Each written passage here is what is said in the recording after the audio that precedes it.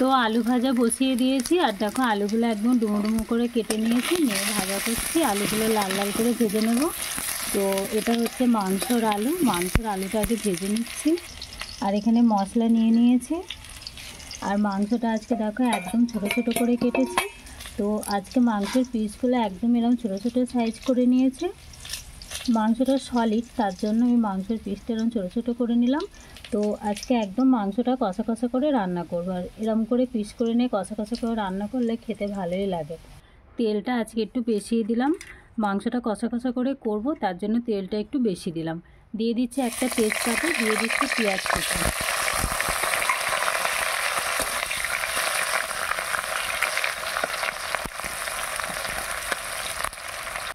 আর মশলাটা শিলনোড়ায় বেটে নিয়েছে।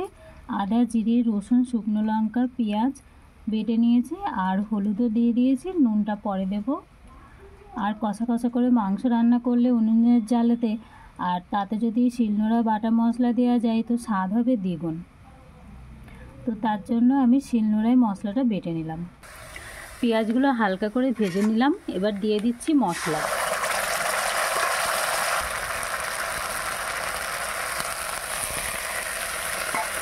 দিয়ে দিচ্ছি টমেটো কুচি।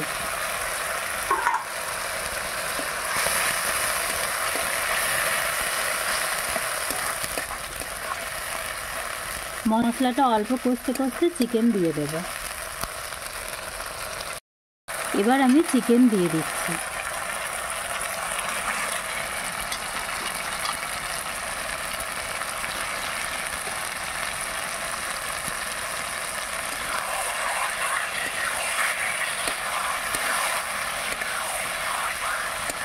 মশলা থেকে যতক্ষণ না তেল ছাড়ছে ততক্ষণ কষে যেতে হবে।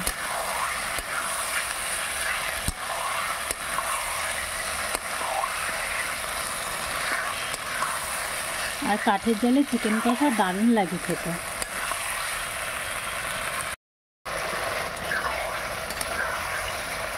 তো বন্ধুরা, চিকেন কষা হচ্ছে।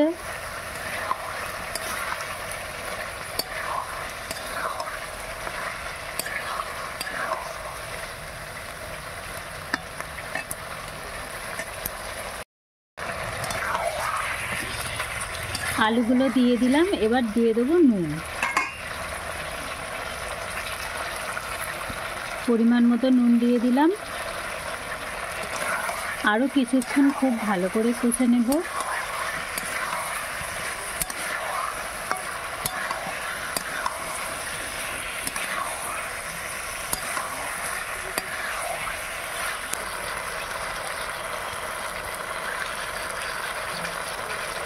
কষে নেওয়া হয়ে গেল। এবার দিয়ে দিচ্ছি অল্প করে জল।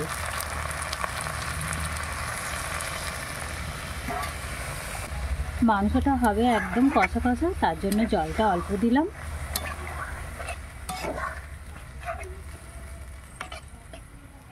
এবার ঢাকা দিয়ে দেব।